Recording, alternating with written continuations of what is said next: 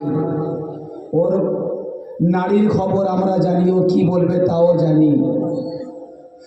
এই জন্য করে বাংলা একটা ভাষা আছে, পীর মানে না মা, পীর মানে না গা, পীর মানে না গুরু, পীর মানে না জরু। তুমি যত লেভেলের হাই লেভেলের বক্তা হও না কেন, গিন্নির কাছে গেলে যতই হও না বাবু, গিন্নির কাছে কাবু।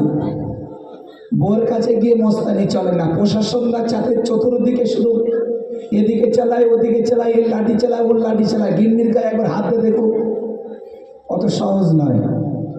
ঠিক তদ্রুপ আপনাদের এরিয়ারই ছেলে, আপনাদের দোয়ার সুবাদে হজরত কথা রাখছিলেন।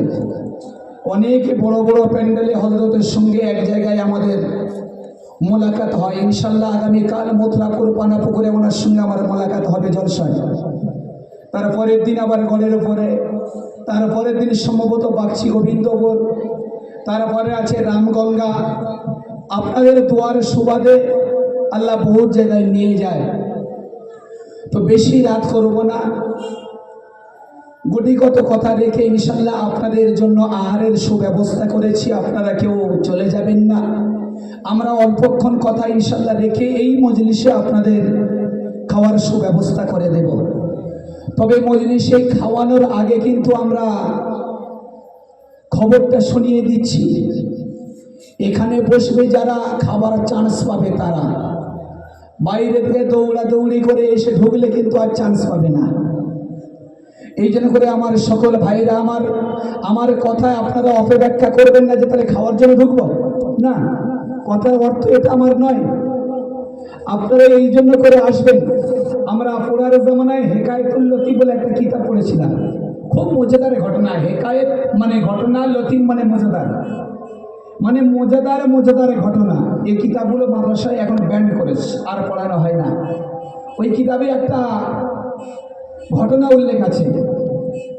গ্রামের একজন খুব লাজুক মানুষ, ছেলেদের সঙ্গে খুব লাগে। সে এখন গ্রামের ছেলের একখানি ছেলে দেখে বলছে, তোর এখানে দিয়ে আছে ওই পাড়া বাসা মিলুচ্ছে, মিজি একটা ছক করে ছেলেদের বলছে ওই পাড়া বাসা মিলুচ্ছে, তোরা এখানে বসে আছিস। তো ছেলে বলছে তাই নাকি? বলছে হ্যাঁ। বলে গ্রামের ছেলেরা দল দল দল দল দিয়ে ছুটে সব চলে যাচ্ছে। এ অনেকক্ষণ দিয়ে থাকতে বলছে সত্যি নাকি? বলতেন আমি তো মিথ্যে কথা বলি, সত্যি নাকি? বলতেন বলে দেখি ছেলেদের পেছনে ইয়েও ছোটা চালু করে দিয়েছে। ইয়ে আর থাকতে পারবে ছেলেদের ছোটার অবস্থা দেখে। এই যে আমার বলার অর্থ হলো এটাই, যে পরিস্থিতি এইরকম। আপনারা সকলে আসেন, এই বরকতময় মজলিসে বসেন, অল্পক্ষণ দিনই কথা আলোচনা হবে, তারপরে ইনশাল্লাহ আপনাদের আহারের সুব্যবস্থা আছে।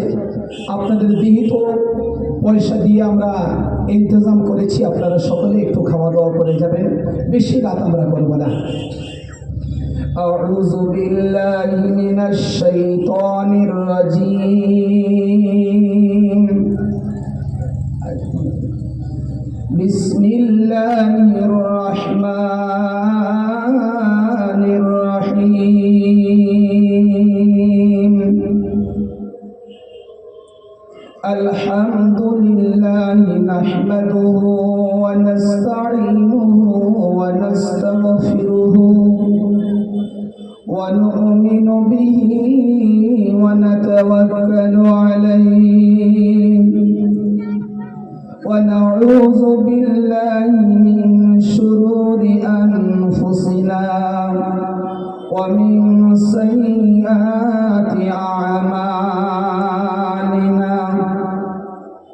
من يهده الله فلا مضل له ومن يضلله فلا هادي له ونشهد أن لا إله إلا الله وحده لا شريك له ونشهد أن سيدنا وسندنا وحبيبنا ومرشدنا ومولانا محمدا عبده ورسوله فقد قال قال الله تعالى بسم الله الرحمن الرحيم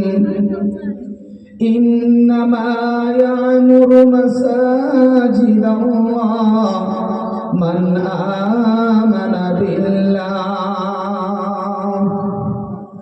وقال رسول الله صلى الله عليه وسلم أفضل البلاد إلى الله تعالى مساجدها أو كما قال عليه الصلاة والتسليم وقال تعالى في شان حبيب إن الله وملائكته يصلون على النبي يا أيها الذين آمنوا صلوا عليه وسلموا تسليما সকলে পড়েন আল্লাহুম্মা জোরে আওয়াজ করে পড়েন وعلى آل سيدنا মাটি দিয়ে তৈরি তোমার মাটি দিয়ে তৈরি আমার কিসের অহংকার আর দম ফুরালে সুন্দর শরীর সব হবে যে বেকার মাটি দিয়ে তৈরি তোমার মাটি দিয়ে তৈরি আমার কিসের অহংকার আর দম ফুরালে ওই মানুষ সবই যে বেকার বাঁশবাগানে মাটির নিচে পচবে আমার লাশ বাঁশবাগানে মাটির নিচে পচবে তোমার লাশ আর ওই মাটিতে জন্ম নেবে সুন্দর সুন্দর ঘাস কথা সত্য না মিথ্যা সত্য তো তাই মাটি দিয়ে তৈরি তোমার কিসের অহংকার আর দম ফুরালে ওই মানুষ সবই যে বেকার মসজিদের ওই পালকি খানা আছে তৈরি হয়ে এমন একদিন আসবে মানুষ যাবে তোমার বাড়িতে বাপ কাঁদবে মাও কাঁদবে কাঁদবে ভাই বোন আর নতুন হাতে আনবে তোমার কাফন নতুন তাই মাটি দিয়ে তৈরি তোমার মাটি দিয়ে তৈরিও আমার কিসের অহংকার আর দম ফুরালে ওরে মানুষ সবই হবে যে বেকার আল্লাহুম্মা সাল্লি আলা জোরে পড়ি না ভক্তি হবে পড়ি না وعلى آل سيدنا সকলে পড়েন সাল্লাল্লাহু আলাইহি ওয়াসাল্লাম। শ্রদ্ধেয় আজকের আমাদের এই জলসার সুনামধন্য সভাপতি সাহেব তৎসহ উলামায়ে দিগার হুফাজে কেরাম আমার সামনে উপস্থিত আমার সকল দাদারা আমার বাপজিরা আমার ভাইরা আমার বন্ধুরা আমার মা ও খালারা আমার বোনেরা সকলের প্রতি ভালোবাসা উদারতা ভক্তি ভরে রেখে আমি আপনাদের সম্মুখে গুটিগত কথা রাখবো। ওমা তৌফিকি ইল্লা বিল্লাহ, সবকিছু করনে ওয়ালা জাত একমাত্র আল্লাহ। আল্লাহ বলালে বলতে পারবো, তারা হলে কোনোদিনই সম্ভব নয়।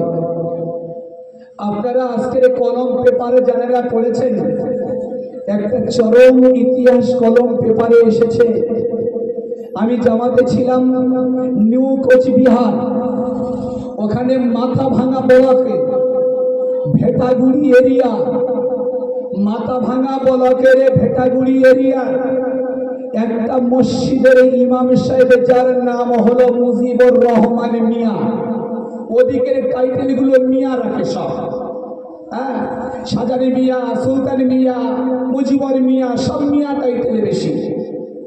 আপনারা কলম পেপার খুলে 3 নম্বর পৃষ্ঠায় দেখেন, ঈদুল ফিতরের নামাজ আদায় করাতে গিয়ে পুরো রমজান ভোর তারাবি পড়ালেন, কোনো অসুবিধা হয়নি। রমজানের প্রতিনিয়ত সাহারিতে আওয়াজ দিয়েছেন, কোনো অসুবিধা হয়নি। ঈদের নামাজ পড়াতে যাবেন, মুসল্লিদের সঙ্গে সালাম কালাম হলো, কোনো অসুবিধা হয়নি। কিন্তু দেখা গেল ঈদুল ফিতরের 11 রাকাত নামাজ পড়ানোর পরে দ্বিতীয় রাকাতে রুকু গিয়ে আর রুকুই থেকে সোজা হয়ে দাঁড়াতে পারেনি, টপ করে পড়ে গিয়ে ওখানে সারা জীবনের মতো বিদায় হয়ে চলে গেলে। ভাবেন যে ঈদের আনন্দ উপভোগ করার জন্য ইমাম সাহেব কতদিন ছিলেন। আমরা মনে করি আমাদের মার্কাজের ইমাম সাহেব মাওলানা আব্দুল সালাম সাহেব দীর্ঘ 23 বছর আপনাদের খিদমতে নিয়োজিত ছিলেন, কিন্তু ওই ইমাম সাহেব কতদিন ছিলেন সেখানে লেখা যে 35 থেকে 38-40 বছর এক মসজিদের ইমামতি করেছে। তাহলে এরিয়ার মানুষের সঙ্গে তার ভালোবাসাটা কতটা ভাগ করেছে। কিন্তু এই ভালোবাসা দেখাতে গিয়ে চিরজনমের মতো ঈদুল ফিতরের 1 রাকাত নামাজ পড়িয়ে দ্বিতীয় রাকাতে ঘুমিয়ে গেল। মহল্লার মানুষ, যারা নাতি, যারা নাতনি, যারা বোনের মতো, ভাইয়ের মতো, দাদার মতো আপন করত, তাদের চোখের পানি সাগর বইয়ে দিয়ে ইমাম সাহেবের মৃত্যুর দিন আর শোক পালন, কি বলে, খুশি পালন করলেন না।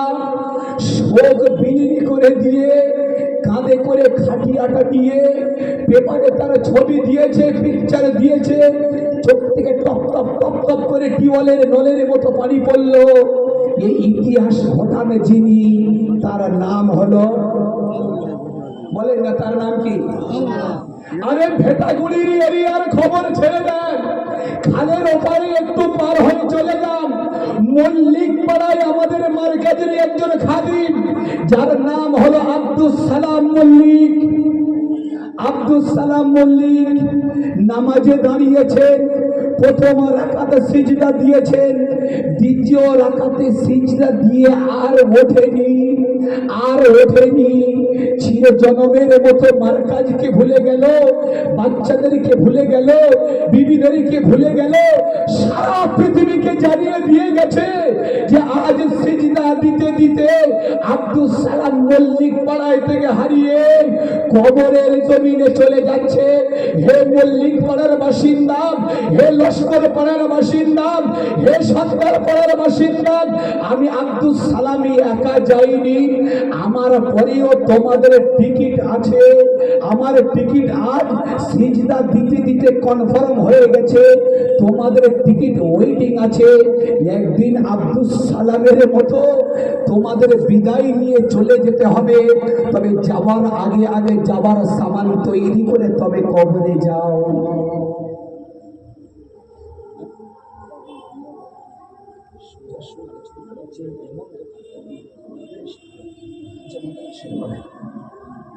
এই জন্য করে আমার এরিয়ার সকল যুবক ভাইয়েরা আমার, আমি গতকাল 2টো জলসায় ছিলাম, 3টে জলসা ছিল, একটা জলসা কোনো কারণে ক্যান্সেল হয়েছে। দুটো জলসা গতকাল আমি করেছি। পয়তার হাটে আমি জলসা করেছি। এরিয়ার না হলো 100 হিন্দু মানুষ, 100 হিন্দু মানুষ, দুজন বাওয়ানা মানুষ আমার পাশে বসে আমার গায়ে হাত বুলিয়েছে আর স্যালুট ওয়েলকাম সাধুবাদ জানিয়েছে। মাওলানা আগিয়ে যাও, মালিক তোমাকে অনেকটা ঊর্ধ্বে নিয়ে যাবে। নিচেই নেমে এসেছি। হিন্দুর ভাইয়েরা আমার চতুর্দিক থেকে ঘিরে নিয়েছে। শুধু আপনার কি বলে পয়তার হাটে কেন, আপনাদের মেটে ভাঙায় জলসায় গিয়ে 100-র অধিক হিন্দু মানুষ আমার ওয়াজ দ্বারা শোনে। এবছর আমাকে যাওয়া হয়নি। কত মানুষ শিকির হাটে এসে আফসোস করে, মাওলানা এবছর গেলে না। তোমার ওয়াজ শোনার জন্য হিন্দু ভাইরা তারা অপেক্ষা ছিল। তাহলে হিন্দুরা যদি ওয়াজের প্রতি এতটা আকৃষ্ট হয়, আমরা মুসলমানের ছানা, আমরা এখনো নিজেদের শালীদের নিয়ে ফুচকা খাওয়াবো, এখনো নিজেদের ভাইদেরকে নিয়ে গরম গরম জিলাপি নিয়ে ভ্যানে ভ্যানে বসে খাবো আমরা। তাহলে আমরা মুসলমানের ছানা না আমরা বেদিনের ছানা? আমরা কল্পনা করা যায় না। সেই জন্য করে একদল মহিলাও রাস্তায় ঘুরছে। আমি গ্রামের ছেলে, বলি কি করে, লজ্জা লাগে বলতে। আমি কিন্তু বাইরে ঘাটে যা ওয়াজ করি, হাই র্যাঙ্কের ইঞ্জেকশন চালাই সব জায়গায়। এই জন্য কোনো জায়গায় থামি না। গ্রামে কিন্তু এত হাই পাওয়ারের ইঞ্জেকশন দিতে পারবো না। আমার এরিয়ার সকল, কারণ যারা এসেছে আমার এরিয়ার সকল, কারোর ভাগনা ভাগ্নি, কারোর বোন বোনাই, কারোর আত্মীয় স্বজন। এই জন্য করে আমি ব্যথা দিতে চাই না। আপনাদের অনুরোধ করে বলবো, চলে আসি। আগামীকালে যে জলসাটায় আমি 4 বছর ওখানে যাচ্ছি, মথুরাপুর ওই পানাপুকুর, ওই জলসা সারা রাত জলসা হয়, সারা রাত। আমার টাইম থাকে কোনো বছর রাত 2টোয়, কোনো বছর 3টে, কোনো বছর রাত 12টায়। গঙ্গাসাগরে জলসায় আমার টাইম দিয়েছে রাত 3টে। আমি জিজ্ঞাসা করলাম 3টের সময় কি জলসা করবো, লোক তো চলে যাবে। বলে মাওলানা কথা ওটা নয়, তোমার জলসায় মেতে শুনেছি 11 নম্বর মাদ্রাসায় থেকে।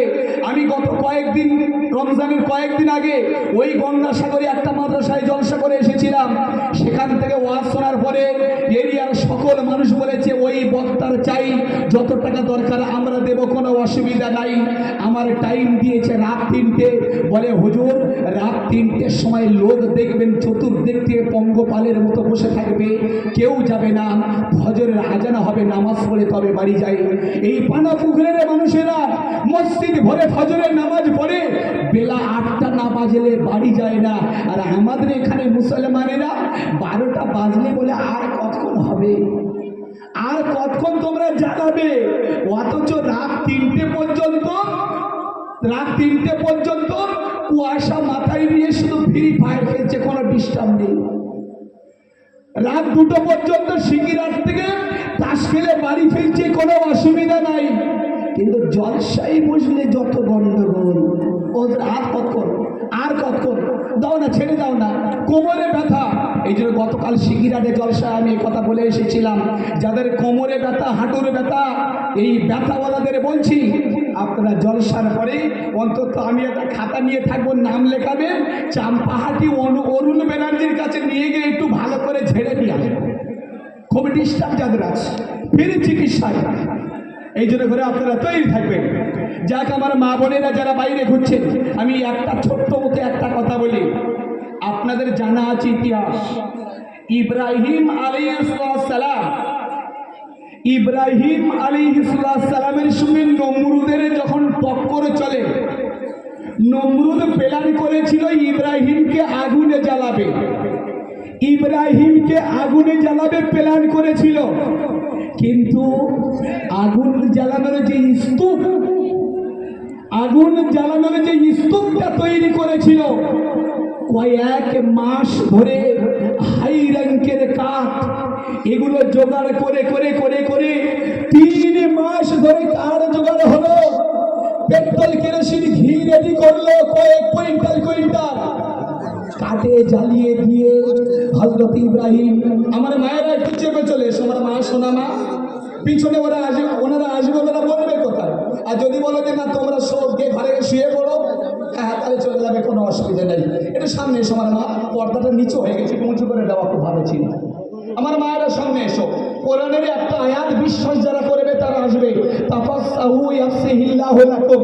আপনারা বলেন 11 নম্বরের এই 1 বিঘে জায়গার দাম জানা বেশি, শিগির হাটে 1 কাঠা জায়গার দাম তার থেকে আরো বেশি। কেন বলুন তো? ওর দাম অনেক বেশি। এই জন্য আল্লাহ তাআলা বলেছেন, যারা দ্বীনি ধর্মের জন্য 1 হাত আগিয়ে আসবে, আমার আল্লাহ তাআলা জান্নাতে তাদের 10 হাত জায়গা দেবে। জোরে বলেন। তাহলে আপনারা বলেন, এই জায়গায় যদি 1 হাত আগিয়ে আসে জান্নাতে 10 হাত জায়গা দেবো, এর থেকে আর দুর্ভাগ্য কপালে কি হবে যারা না আসবে? এই যে আমার মা, সোনা মা, আমার বোন, আপনারা চলে আসেন। আর আপনারাও যারা বসেছেন একটু চেপে চেপে মজমায় শয়তানকে বসতে দেবেন না। শয়তান বসে গেলে বড় মুশকিল হয়ে যাবে। মাশাআল্লাহ, হায়রে আমি তো ভাবতে পারিনি যে আমার কথায় রাত মানবে। আল্লাহ কবুল করুক, আল্লাহ কবুল করুক, আল্লাহ কবুল করুক। মাশাআল্লাহ, একবার তাকবীর দেন, নারে তাকবীর। আরো চেঁচিয়ে বলেন, নারে তাকবীর, নারে তাকবীর। মাশাআল্লাহ, মাশাআল্লাহ। তাহলে কথা কিছু হবে ইনশাআল্লাহ, তাই না? ঘরের ছেলে হোক, কথা গোটা কথা খুলে বলি, আজকে যা আছে কপালে দেখবো কালকে সকালে যা আছে কপালে। তো নমরুদ প্ল্যান করলো কি, যে ইব্রাহিমকে যে কোনো হালাতে জ্বালিয়ে পুড়িয়ে শেষ করবো। 3 মাস কাঠ জোগাড় করলো, 3 মাস কাঠ জোগাড় করার পরে আগুন জ্বালিয়েছে।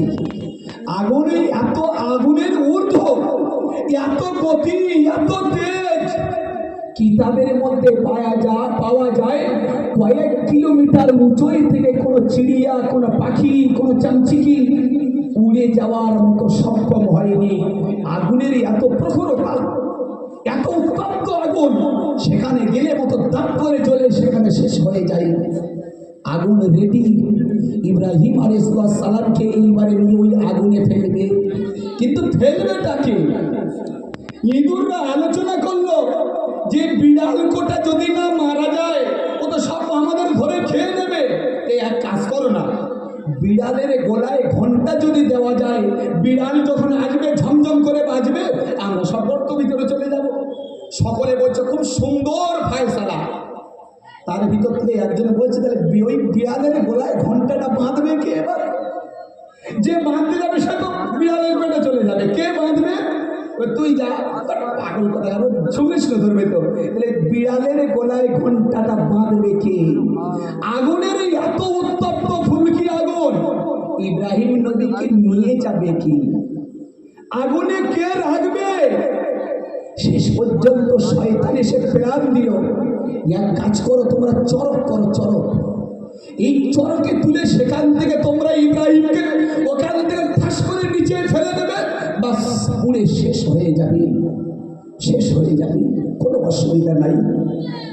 খোদা শয়তানের প্ল্যান মাফিক তৈরি হয়ে গেল চরক।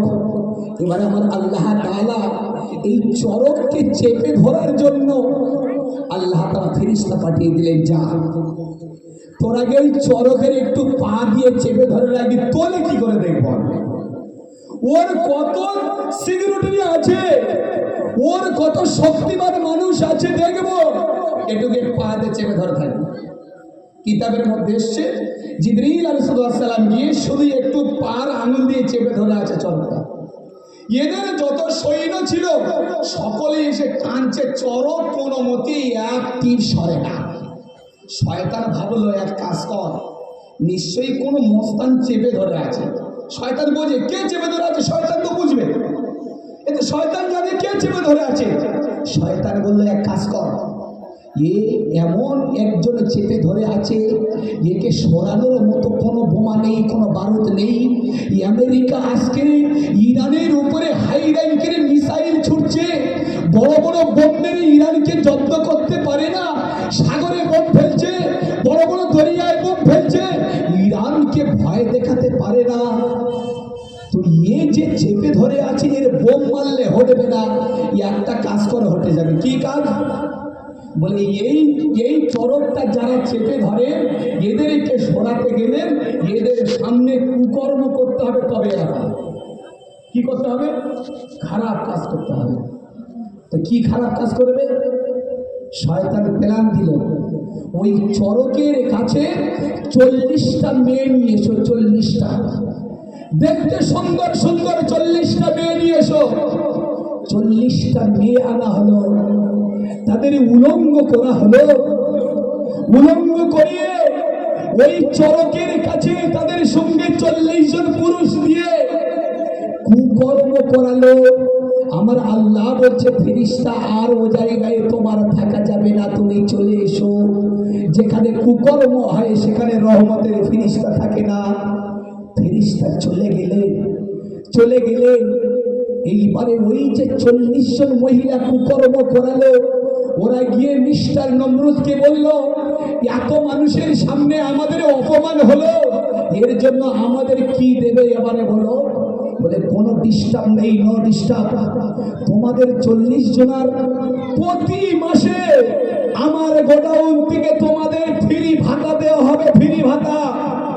কোনো ভয় তোমাদের নাই, প্রতি মাসে তোমরা ফ্রি ভাতা নিয়ে আসবে।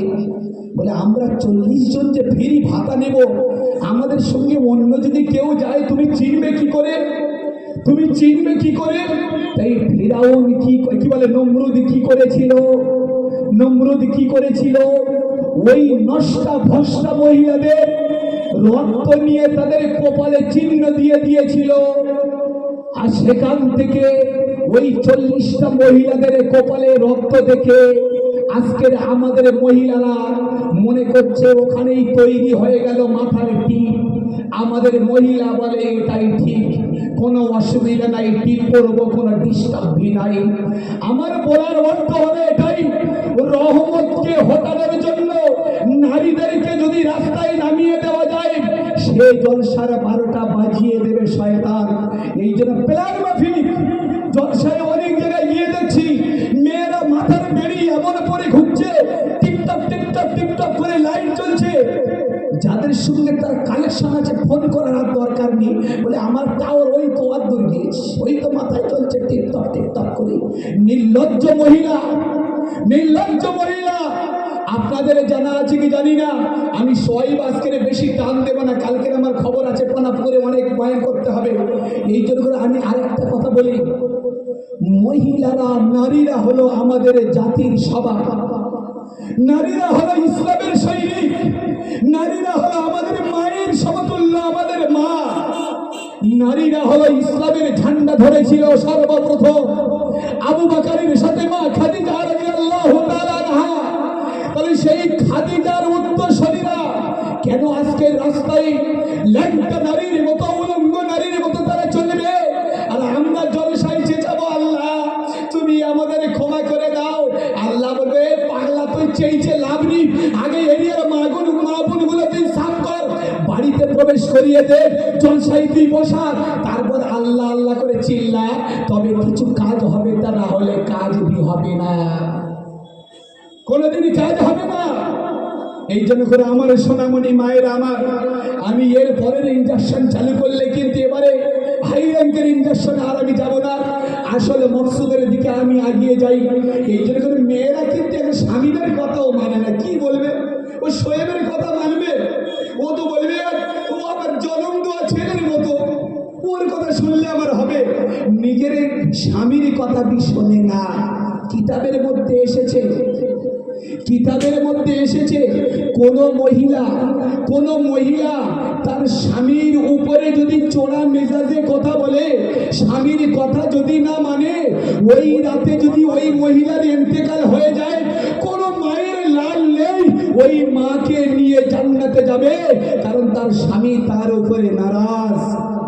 কিতাবের মধ্যে পাওয়া যায় কোন পুরুষ যদি তার গিন্নিকে, তার ওয়াইফকে যদি বলে, আমার বিবি আমার কাছে আমার বুকের ছবি, আমার কাছে আমার চোখের আয়না, আমার কাছে আমার চোখের পুতুলি, কত সুন্দর সুন্দর, বিশ্বনবী সাল্লাল্লাহু আলাইহি ওয়াসাল্লাম বলেছেন ওই নারীটা জান্নাতে যাওয়ার জন্য কোনো বাধা থাকবে না। জোরে বলেন মদ্দরা সুবহানাল্লাহ বলেন, মেয়েরা জান্নাতে যাবে, আমরা সুবহানাল্লাহ বলবো।